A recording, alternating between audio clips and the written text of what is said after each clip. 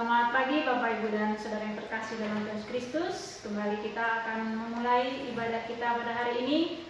Meskipun kita masih ibadah di rumah masing-masing, tetapi tidak membuat kita patah semangat, tetapi tetap semangat supaya kita semakin hidup berkenan di hadapan Tuhan. Kita akan memulai ibadah kita.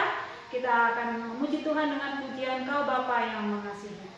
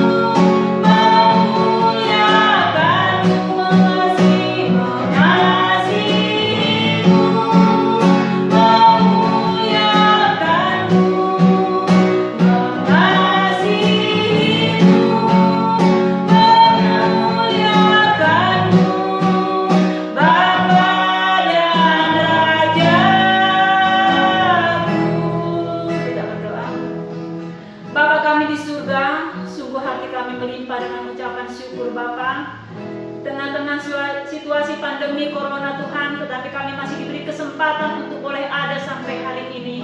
Kami sungguh mengucap syukur Bapa buat kekuatan, kesehatan yang Engkau berikan. Dan pada hari ini Tuhan, kami beribadah bersama-sama di rumah kami masing-masing jemaat di Elroy, tetapi tidak mengurangi semangat dan sukacita kami Bapa, karena kami tahu Allah yang sudah mengasihi memberkati hidup kami. Kami menyerahkan ibadah live streaming kami pada hari ini dari awal pertengahan hingga akhirnya.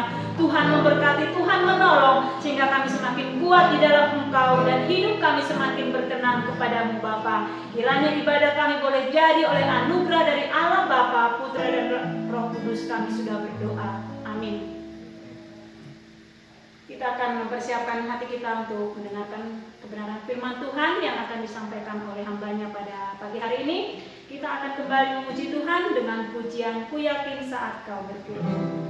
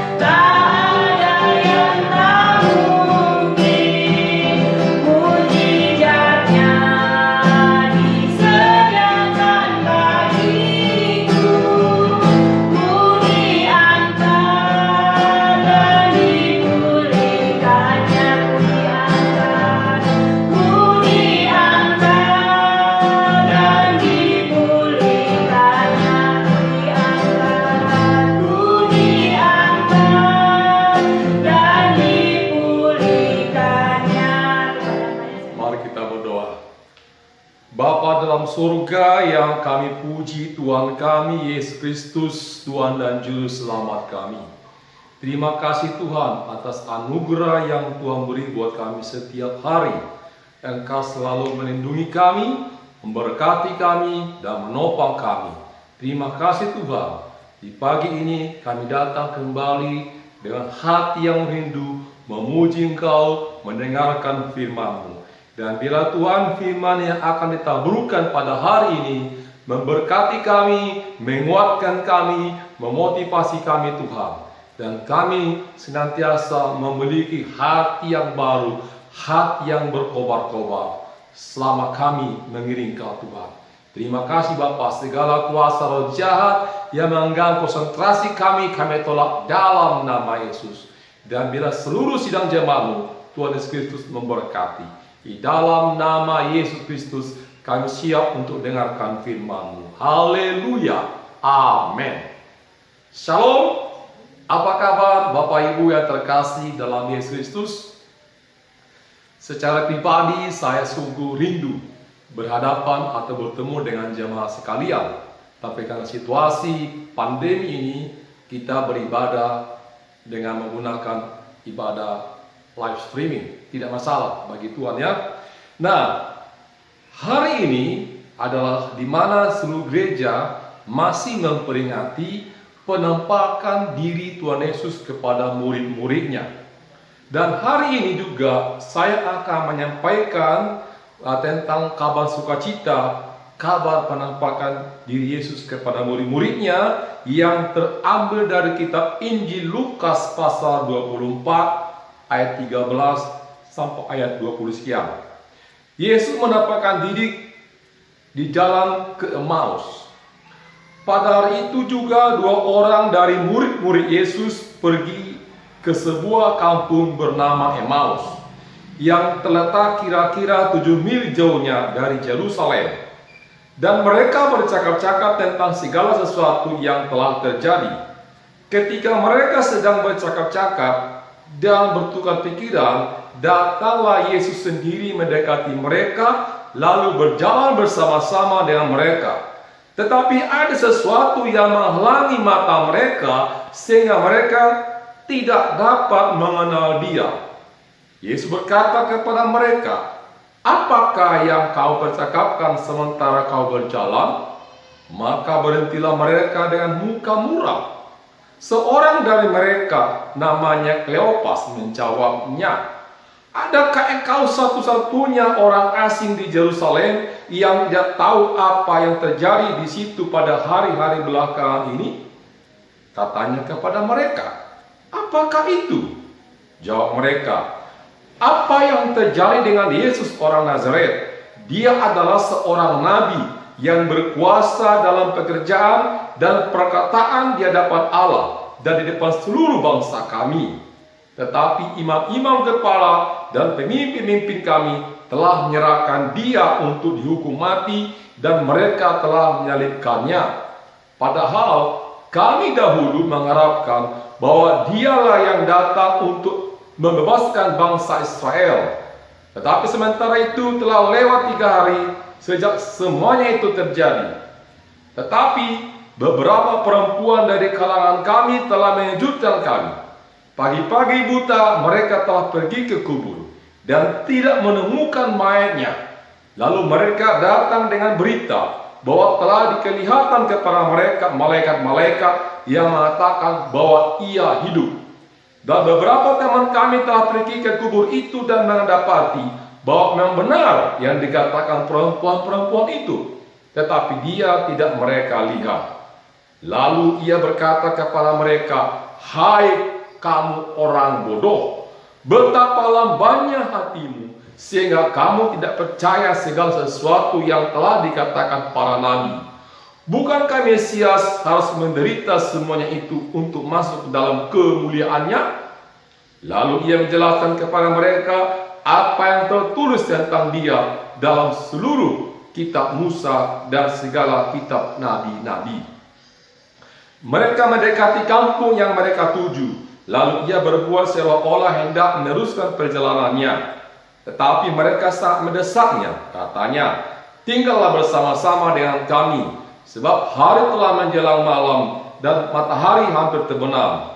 Lalu masuklah Ia untuk tinggal bersama-sama dengan mereka. Waktu Ia duduk makan dengan mereka, Ia mengambil roti, mengucap berkat, lalu memecah-mecahkannya dan memberikannya kepada mereka. Ketika itu terbukalah mata mereka, dan mereka pun mengenal Dia. Tetapi Ia lenyap dari tengah-tengah mereka. Kata mereka seorang kepada yang lain, "Bukankah hati kita berkobar-kobar ketika ia berbicara dengan kita di tengah jalan, ketika ia menenangkan kitab suci kepada kita, lalu bawalah mereka dan terus kembali ke Yerusalem. Di situ mereka mendapatkan ke-11 murid itu. Mereka sedang berkumpul bersama-sama dengan teman-teman mereka. Kata mereka itu, sesungguhnya Tuhan telah bangkit dan telah menampakkan diri kepada Simon. Lalu kedua orang itu pun menceritakan apa yang terjadi di tengah jalan dan bagaimana mereka mengenal dia pada waktu ia memecahkan roti. Haleluya. Saudaraku yang terkasih dalam Yesus Kristus. Ya, bahwa gereja kita semua masih memperingati kisah penampakan diri Yesus dari kebangkitannya. Dan ada dua orang yang bertemu dengan Yesus sehingga hati mereka berkobar-kobar. Tema khotbah ini saya beri adalah berita ada hati yang berkobar-kobar. Ya, hati yang berkobar-kobar, bahwa orang dua ini setelah mereka mengalami secara pribadi siapa itu Yesus, maka hati mereka berkobar-kobar. Ya, jika kita mendengar berita dari TV, situasi dunia saat ini ada situasi yang tidak menyenangkan. Harga hasil panen para petani menurun, pasar sepi, pembeli semakin tidak ada, pengurangan tenaga kerja di mana-mana, banyak pengangguran, dolar semakin naik, kejahatan manusia semakin tinggi. Oleh karena itu saudaraku, supaya kita tidak kebingungan, tidak kejenuhan, tidak pesimis, tidak depresi, tidak ketakutan, kita harus memiliki hati yang berkobar-kobar dalam menghadapi situasi apapun, termasuk menghadapi pandemi COVID-19 ini.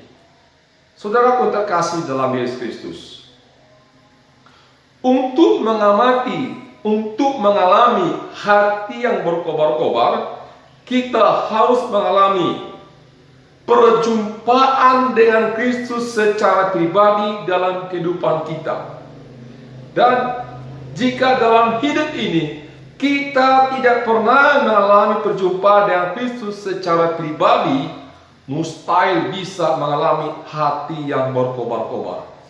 Saudaraku yang terkasih dalam Yesus Kristus, dengan situasi yang sekarang di negara kita, bahkan di dunia ini yang mencekam ini, kita harus mengalami hati yang berkobar-kobar. Dalam kitab Amsal ayat 17 ayat 2 mengatakan, hati yang gembira adalah obat yang manjur, tetapi semangat yang patah meringkan tulang.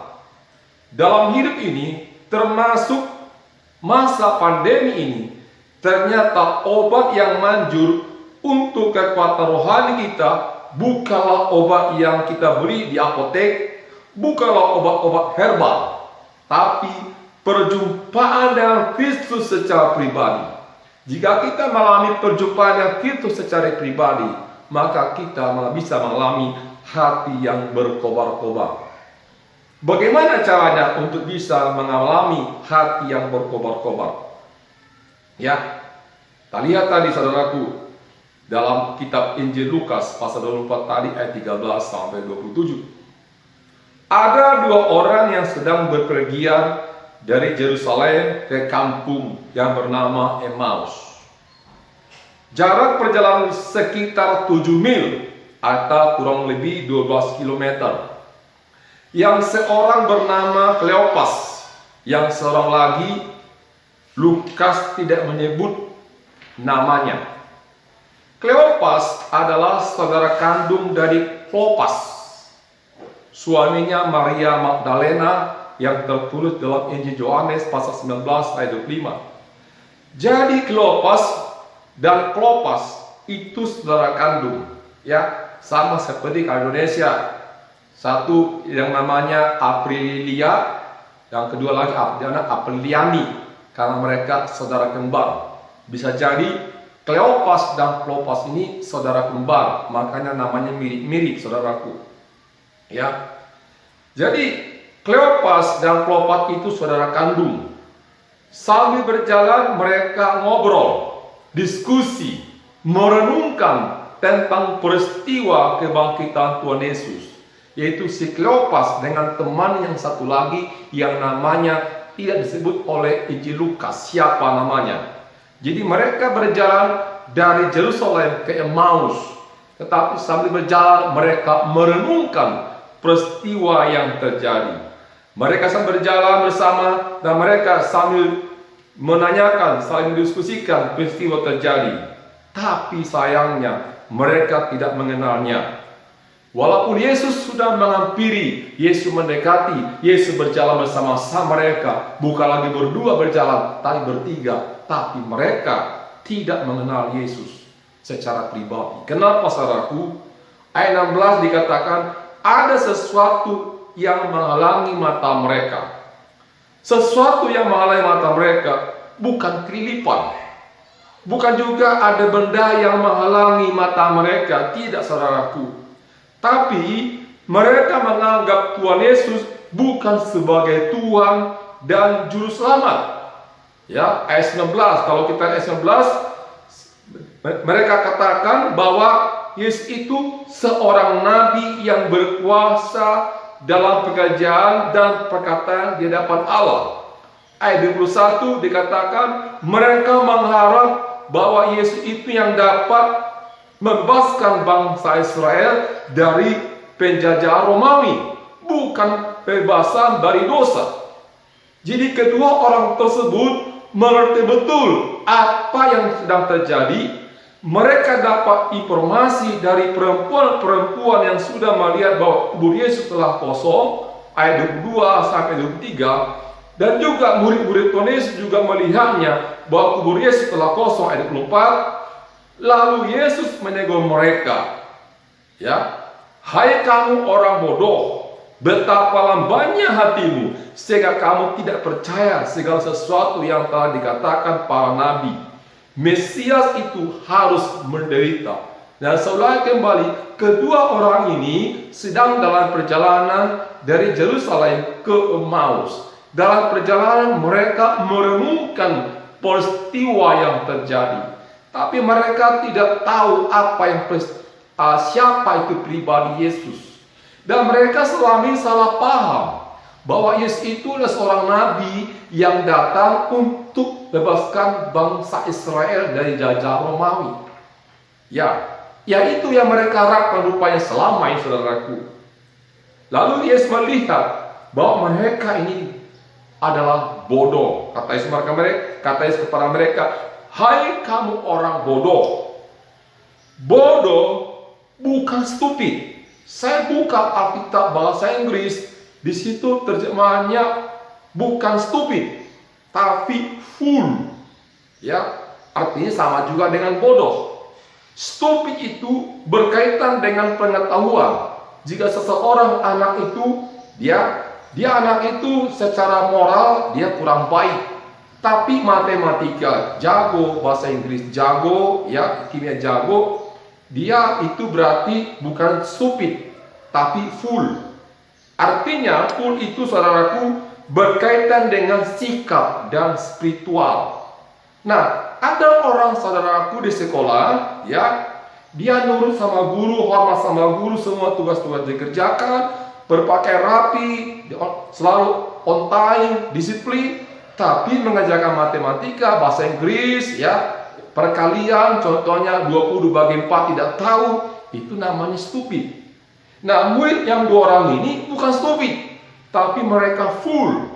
Artinya, saudaraku, mereka susah menganggap siapa Yesus. Fool di sini pengertiannya mereka bodoh oleh karena sikap, oleh karena karakter mereka. Hai kamu orang bodoh, ya. Saudaraku terkasih, ada banyak orang membaca Alkitab tapi tidak mendapatkan berkat rohani. Tidak mengalami hati yang berkobar-kobar. Kenapa? Alkitab dianggap sama seperti buku sejarah, bukan wahyu yang berotoritas, bukan firman Tuhan. Ada juga saudaraku karena dianggap itu peristiwa kebangkitan Tuhan Yesus adalah peristiwa biasa yang terjadi di masa lampau, past tense, yang sudah berlalu, yang tidak ada hubungan dengan kehidupan kini, continuous tense, tidak ada apa-apanya, tidak hubungan dengan kehidupan kini. Bahkan dianggap tidak akan mengubah masa depannya, atau future tense tidak akan mengubah dan tidak akan ada dampaknya ke masa depannya. Ada banyak orang Kristen punya iman seperti ini atau gaya hidup seperti ini, saudaraku. Nah, saudaraku terkasih, jika begitu pemahaman kita selama ini, maka mustahil kita bisa mengalami hati yang berkobar-kobar. Ya, mustahil. Nah, jadi saudaraku, supaya kita mengalami hati yang berkobar-kobar, langkah pertama tadi, seperti orang kedua orang itu, mereka merenungkan firman Tuhan, tapi jangan full. Ya, jangan full. Harus meyakini apa yang kita baca.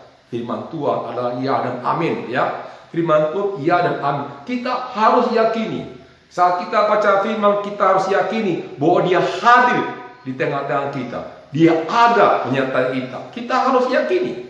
Jadi kalau kita baca firman, kita renungkan firman, kita anggap, kita samakan seperti baca buku sejarah, baca buku komik, baca koran, memang kita tidak mengalami apa-apa.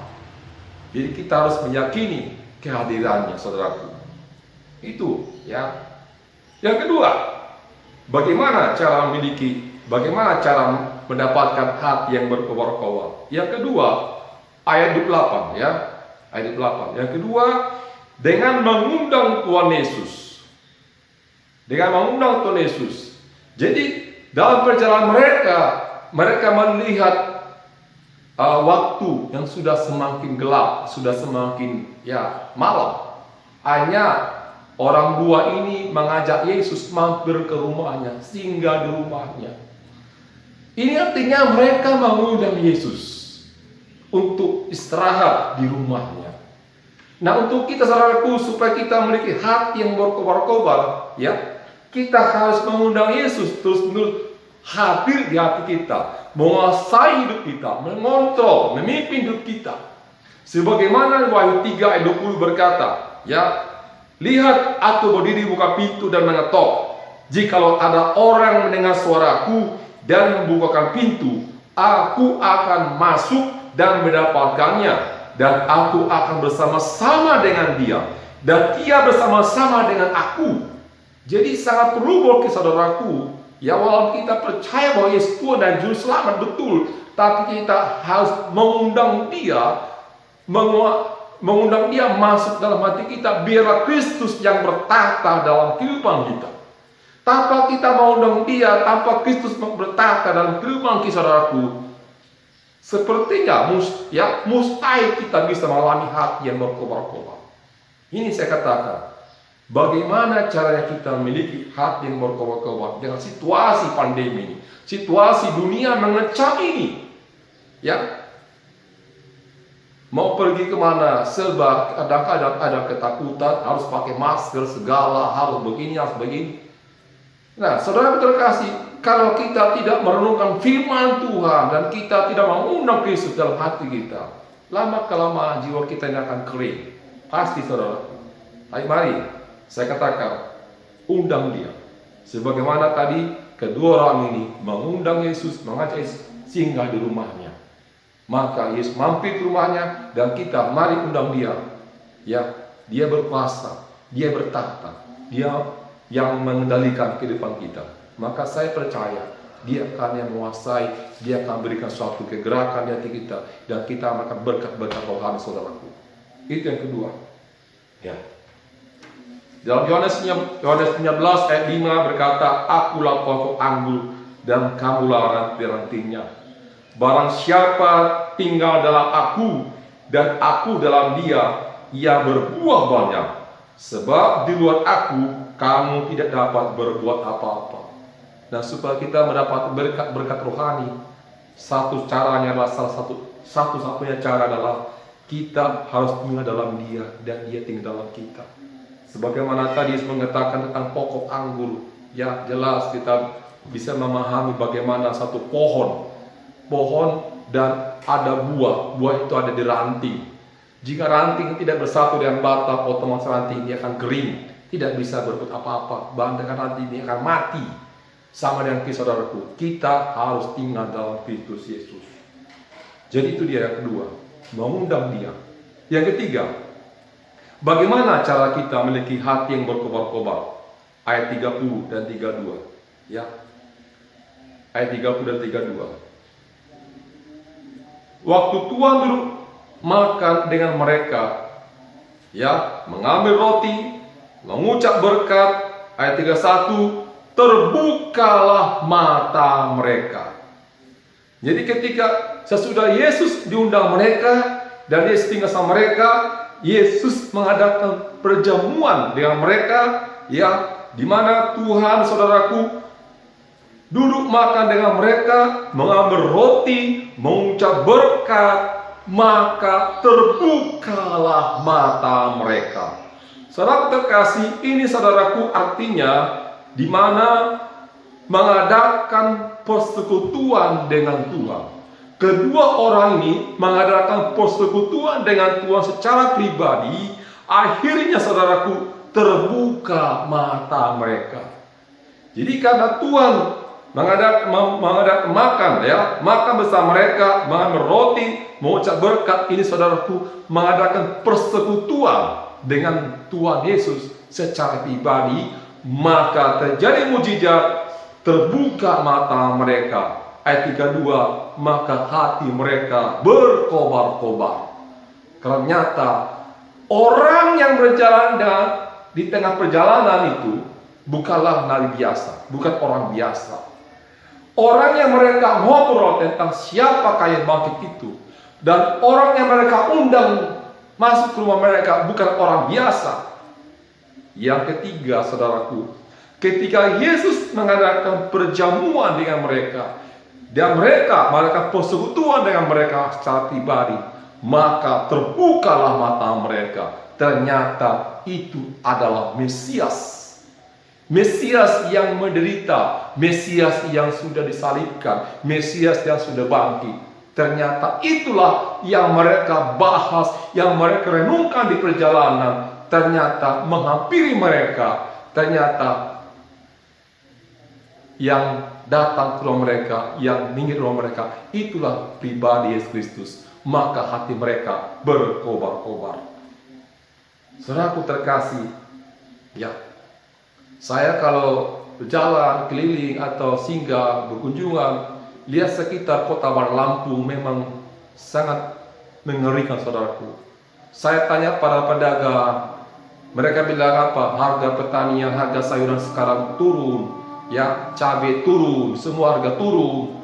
Walaupun ini sudah masuk bulan Ramadan, bulan puasa, bagi saudara kita Muslim, yang seharusnya saudaraku setiap bulan puasa harga tani, harga semua naik. Tapi tahun ini di masa pandemi ini semua harga turun. Dan banyak orang juga saudaraku pulang kampung, ya, orang-orang dari Jakarta, dari perantauan pulang kampung, tidak lagi hati yang gembira, tapi hati yang merasa sedih. Kenapa? Karena banyak karyawan dikurangkan, di PHK, ya saudaraku, dan mereka nggak bawa uang seperti tahun-tahun sebelumnya. Mereka mengalami hati yang sedih, kebingungan situasi, kondisi negara kita, saudaraku. Nah, mengapa? Karena itu dia, saudaraku, masa pandemi ini. Tapi buat kita orang percaya, sikap kita bagaimana? Sikap kita bagaimana supaya kita memiliki hati yang berkobar-kobar? Karena itu satu-satunya cara, bukan salah satu-satunya cara. Sebab jika kita tidak memiliki hati yang berkobar-kobar, lambat laun kita akan mengalami kekeringan jiwa. Ya, kita mengalami kebingungan, kita akan mengalami depresi. Ya, saya lihat berita di televisi sudah banyak orang bunuh diri. Ya, sudah banyak lagi narapidana yang dikeluarkan dari penjara beraktivitas lagi, melakukan kejahatan lagi, bahkan berlebih ganas lagi. Nah, bagaimana kita sebagai orang percaya? Mari saudaraku, ini solusinya. Renungkanlah firman Tuhan. Yang kedua, undanglah Tuhan di hatimu. Yang ketiga, adalah persekutuan dengan Tuhan. Kalau kita merenungkan firman Tuhan, tapi kita tidak mengundang dia secara pribadi, bentuk kita memiliki hati berkobar-kobar. Maksudnya kita undang Tuhan dalam hati kita adakan persekutuan dengan Tuhan. Persekutuan dengan Tuhan tidak harus ibadah di gereja, saudaraku. Ya, sebab kalau kita baca Roma pasal 8 ayat 1, saudaraku, dikatakan situ adalah ibadah sejati, adalah itu proskuneo. Proskuneo adalah bagaimana kita mempersembahkan tubuh, jiwa, dan roh kepada Tuhan di mana saja, kapan saja, sehingga kita memiliki hati yang berkobar-kobar. Ini dia, saudaraku, miliki hati yang berkobar-kobar dengan cara merenungkan firman Tuhan, mengundang Tuhan, dan bersekutu dengan Tuhan. Maka Tuhan Yesus akan memberkati kita. Haleluya, amin. Mari kita berdoa. Bapa di sorga yang kami puji, Tuhan kami Yesus Kristus, kami sungguh berbahagia, sungguh bersyukur Tuhan, melalui firman yang kami baca, bahwa orang yang sedang berjalan dari Yerusalem ke Emmaus, yang pertama si Kleopas, yang tadinya mereka tidak mengenal engkau secara pribadi, mereka tahu bahwa engkau adalah manusia biasa, seorang nabi. Mereka menganggap engkau datang untuk membebaskan bangsa Israel dari jajah Romawi. Ternyata Tuhan, engkau adalah raja di atas segala raja, yang sudah melakukan dosa, maut. Engkau membebaskan kami dari kuasa maut. Terima kasih Yesus. Terima kasih Bapa. Berkati Tuhan seluruh sidang jemaat-Mu di Roy Bandar Lampung. Jemaat-Mu yang sudah lama tidak kebaktian, baik yang ada di Natal, jemaat-Mu yang mengalami mungkin kebingungan oleh karena pandemi virus corona, Tuhan, kami berdoa dalam nama Yesus, Tuhan memberkati, Tuhan menguatkan, Tuhan memberikan penghiburan, Tuhan memberikan solusi. Dan kami percaya kuasa-Mu selalu melindungi kami, menjaga kami Tuhan. Kami percaya dalam nama Yesus. Kau berkati jemaat-jemaat-Mu Tuhan, baik jemaat yang tinggal di Jatimulyo, jemaat yang tinggal di Karanganyar, jemaat yang tinggal di Kandis, sekitar Kandis, jemaat yang tinggal di Pasar Koga atau Kedaton, jemaat yang tinggal di Kemiling, jemaat yang tinggal di sekitar Sukamenanti, bahkan tempat-tempat lain yang tidak kami sebut. Dan Tuhan, perekonomian mereka Bapa, Tuhan Yesus memberkati. Tuhan tolong Bapa, kami percaya bersama Yesus tidak mustahil Tuhan, Engkau sanggup memberi yang terbaik buat segenap jemaat-Mu Tuhan. Bila jemaat yang ada kurang sehat, Tuhan menyembuhkan. Jemaat-Mu yang mengalami kesulitan ekonomi, Tuhan memberkati Tuhan. Terima kasih Bapa. Kami percaya lawatan-Mu, kuasa-Mu selalu melingkupi kami Tuhan. Terpujilah Engkau Bapa. Di dalam nama Yesus Kristus. Dan saudara yang terkasih, kita baru saja mendengarkan kebenaran firman Tuhan. Bila firman Tuhan itu boleh menguatkan, meneguhkan kita, supaya kita memiliki hati yang berkobar-kobar, sehingga kita tetap kuat dan semangat menghadapi situasi apapun yang terjadi di hadapan kita, karena kita tahu ketika kita mengundang Yesus dan bersekutu dengan Dia, kita akan mendapatkan kekuatan baru. Kita akan mengumpulkan persembahan syukur kita pada pagi hari ini sebagai rasa syukur kita kepada Allah yang sudah memberkati hidup kita. Mari kita berikan persembahan kita dan kita nyanyikan satu pujian Anak Allah Yesus namanya.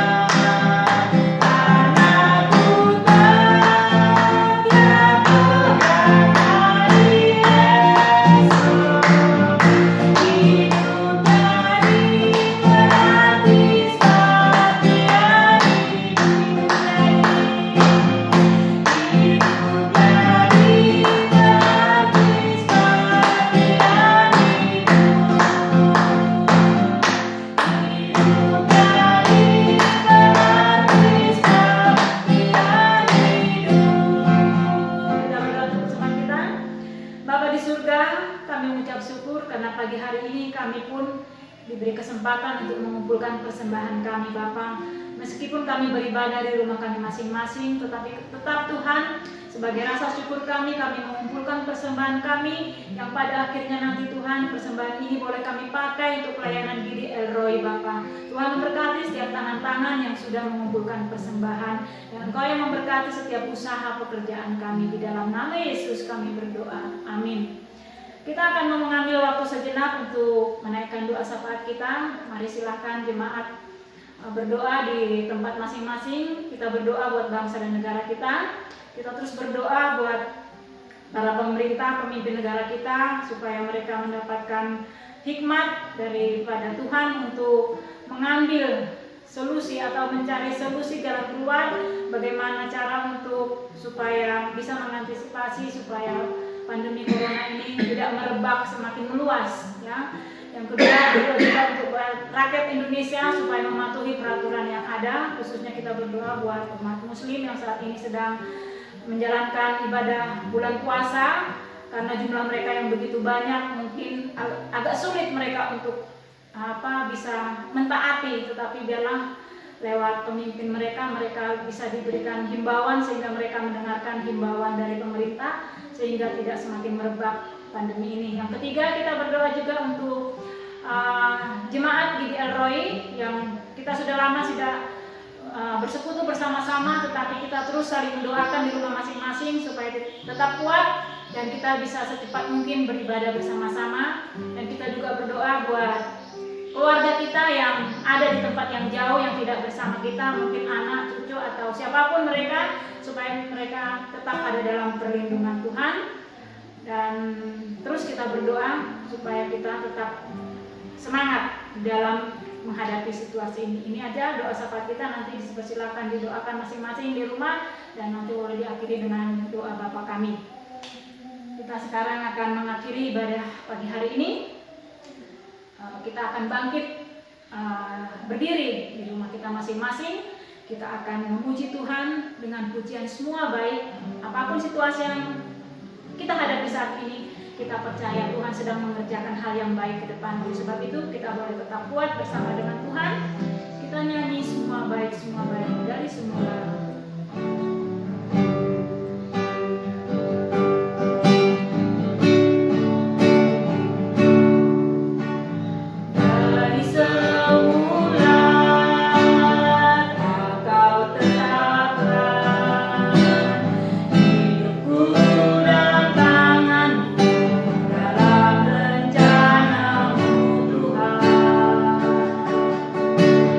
Rencana indah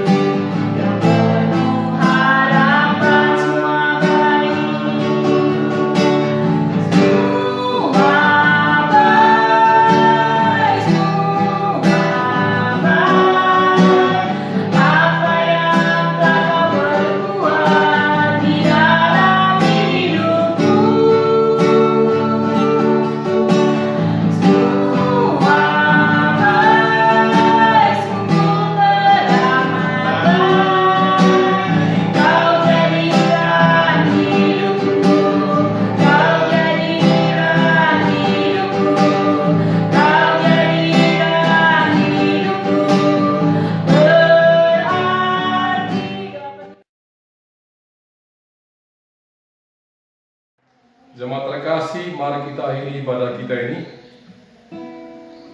Kasih karunia dari Allah Bapa, pertolongan kita dari Yesus Kristus, dan penghiburan kita dalam Roh Kudus menyertai kita dari sekarang sampai Maranatha. Bapa, terima kasih. Bapa